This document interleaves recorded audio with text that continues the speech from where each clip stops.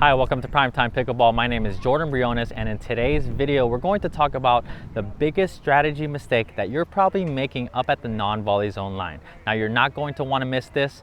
Let's jump right in. All right, so let's get right to it. And in this video, we're talking about the biggest strategy mistake that players are making up at that non-volley zone line, and that is they are using short, unattackable dinks as a winning pickleball strategy up at the net. All right, now, so I know before we start, you're probably thinking short, unattackable dinks, those are great shots to hit. And yes, I agree with you, there's a place to hit short dinks that land in the first third of the non-volley zone. But what I'm talking about here is repeatedly using that as a winning strategy. Now, the first thing we're gonna do is we're gonna talk about the pros and the cons of short unattackable dinks. And we'll start with that and then what you should be doing and mixing in instead. All right, so pro number one is hitting short unattackable dinks can make and force your opponent to run up and hit the ball. If they are off the non-volley zone line and they are back and you hit a really short ball that lands just in front of the net, that can really force them to run, reach for the ball. So that's the first pro that I see with unattackable dinks. And now let's go into the second one. All right, so pro number two, hitting short unattackable dinks will cause your opponent to contact the ball closer to the net, which will make it a lot harder to attack. Now, if they're going to attack balls from really close and low to the net, it's going to be really hard for them to hit that ball hard and get that ball in the court. All right, so this is the second pro of hitting short unattackable dinks. All right, so now let's jump into the cons or the disadvantages of hitting short unattackable dinks. Now, the first one is hitting short dinks into the non-volley zone are slower and they typically have less spin.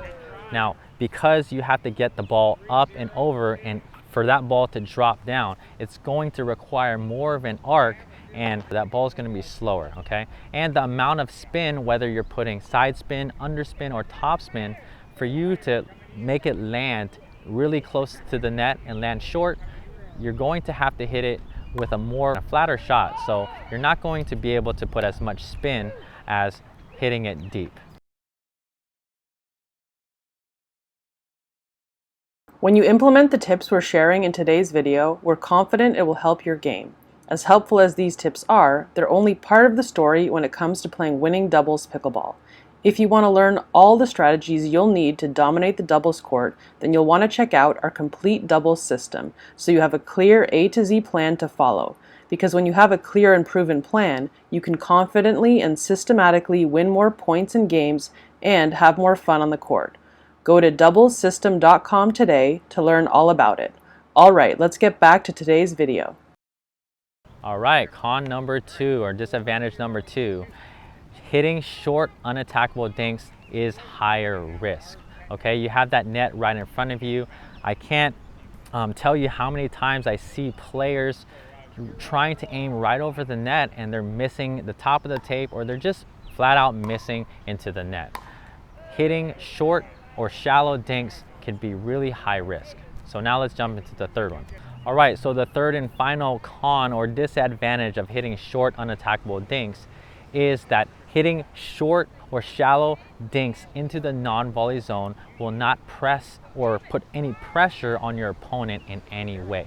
So why is this? Just imagine if I'm hitting all short unattackable dinks into the non-volley zone, my opponent will always be making contact out in front. Now, even if the ball is low and close to the net, I'm not putting any pressure on them, right? Every time that ball goes over, they're gonna contact it nice and out in front, even though it's low, and it's really not gonna put any pressure on them. Even if you're moving them to the forehand and to the backhand, all their contact points are still gonna be out in front and they could just bump it right over or they can just really do anything they want with that ball. All right, so what's the solution? Instead of having short, shallow, unattackable dinks as a winning strategy, you've probably guessed it, you want to mix it in with deep dinks. Now, I think deep dinks are a very important and vital aspect of controlling the point and really putting a lot of pressure on your opponents. So instead of hitting shallow or short dinks into the non-volley zone, I'm suggesting that you utilize hitting deeper dinks closer to that non-volley zone line and sometimes even beyond the non-volley zone line. And now let's go over why this is and why it's so effective. All right, so now let's jump into number one. Why you should use deep dinks more often is that you will have more margin for error. Now, as opposed to the short dinks or hitting shallow dinks into the non-volley zone, when you're hitting deeper dinks, you have a better chance of clearing that net. Now, the only thing with deep dinks, yes, you can lift them up a little bit and your opponent could maybe attack them if you put it too deep, but you still have the chance to defend or counterattack as opposed to hitting shallow dinks and hitting that ball into the net. All right, so now let's jump into number two. And by hitting deep dinks, you could hit with more spin and more pace. Now, because your ball and your target is further from you and you're hitting with a longer trajectory and your target is further, what that's gonna allow you to do is put more spin and hit the ball with a flatter arc, okay? So you can now use more topspin or underspin, whatever kind of spin you're putting on the ball, and also hit with a faster dink, because like I said, as opposed to short dinks into the non-volley zone, you really have to have a higher arc for that ball to land short. But now with deeper dinks, you could kind of push it and accelerate that ball and hit it with a more flat trajectory. And that is the second thing that is really, really important and that distinguishes hitting short or shallow dinks and deep dinks. All right, so now let's jump into number three. Why is hitting deep dinks so vital and important in controlling the net game? And that is, it's going to force your opponent to make decisions. Now, unlike with the shallow dinks, if you're hitting dinks that are just over the net, you're not making them make any decisions because they're just going to contact it out in front. Now, with mixing in or hitting deeper dinks, they have to now think about, okay, are they going to hit it out of the air, or are they going to step back and let it bounce, or are they going to have to hit it as a half volley? So this decision making is so important, especially in higher levels of play. You'll notice actually, if you watch the highest levels of play, the pros play, all their dinks, 90% of them, I would say, are deeper dinks, and they're not hitting a lot of shallow dinks. And that is because the decision-making aspect. If you can constantly force your opponents to make decision after decision after decision, eventually, hopefully they'll make a mistake, or, they're more prone to making a mistake, and then you could capitalize on that and put the ball away.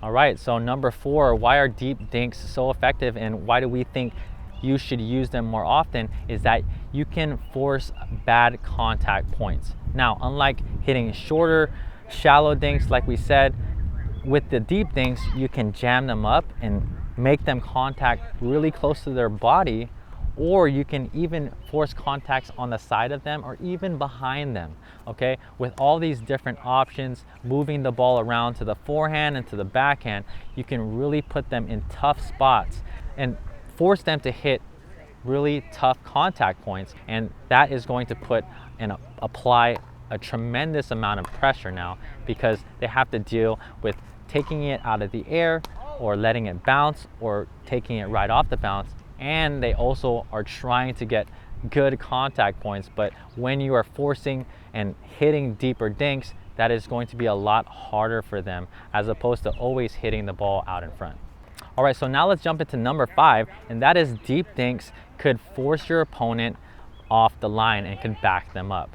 Now, unlike shallow dinks, deeper dinks are more penetrating and they are getting to your opponent's feet and maybe even past their feet. So hitting deep dinks could really force them off the line if they're not taking those dinks as volleys. If they are letting that ball drop, it forces them and pushes them more off the line, and that gives you more area and more real estate to work with and hit the ball down at their feet. All right, so now let's jump into the sixth and final one in which we think deep dinks are really effective, and that is deep dinks can create gaps in space. Now, when you are moving your opponent side to side, you're hitting to their body and you're also stretching them and forcing them into tough contact points to their forehand and to their backhand, these deep dinks could create gaps between your opponents, and it creates more space, more openings that you can hit through. All right, so as you move the ball around, force them into tough contact points and create these gaps and spaces, then you can really have a chance and opportunity to put the ball away or hit an even tougher shot, since there are these openings that previously weren't there by hitting short, unattackable dinks. All right, so now that we've gone over the importance of utilizing deep dinks, this is a really good drill that you can get out there and do with a partner. So I have my wife Katrina on the other side of the net, and I set up a couple cones towards her forehand side, the blue cones, and a couple of cones towards her backhand side, the orange cones. Now, notice how I didn't put any in the middle. You could definitely do that, but I really want her stretching and reaching, going from side to side when I'm playing these dinks, okay? So this is what I'm gonna do.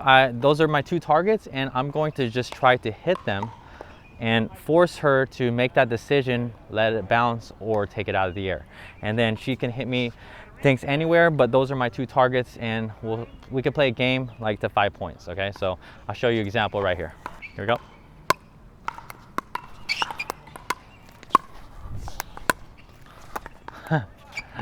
So that's a point right there, and really her goal here is to try to guard those cones, okay? So try to hold her ground if she can, try to take the ball out of the air and take time away from me. But yeah, if I hit the cone, that's just a point for me, and we'll just play it as a rally, and whoever loses the rally, that could be a point for the other player too, okay? So 1-0, here we go.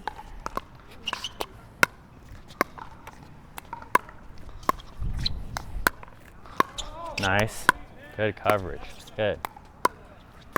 Nice. So she's handling those deep dinks very well. Okay, good, that's tough. Okay, all right, so that would be 2-0, and we'll play a couple more and show you how it's done.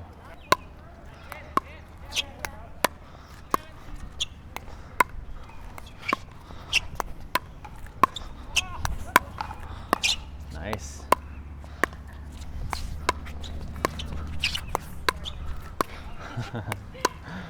Good.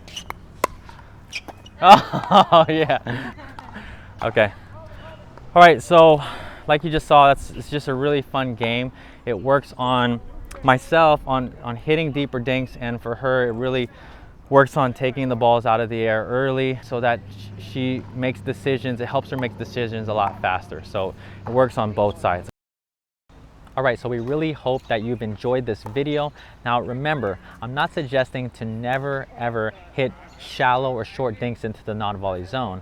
I'm just telling you to not use that as a winning pickleball strategy. There are so many advantages to hitting deeper dinks up to that non-volley zone line or even past it, and which applies a lot of pressure on your opponent. So we really hope you enjoyed this video like we said, and we'll see you in the next one. If you enjoyed this video, please give it a like. Thanks so much for watching. For more free video lessons, please visit primetimepickleball.com. But before you head on over there, make sure you subscribe to our YouTube channel so that you don't miss out on any future videos. Also, for PrimeTime Pickleball shirts like this and other great apparel, please visit ptpgear.com.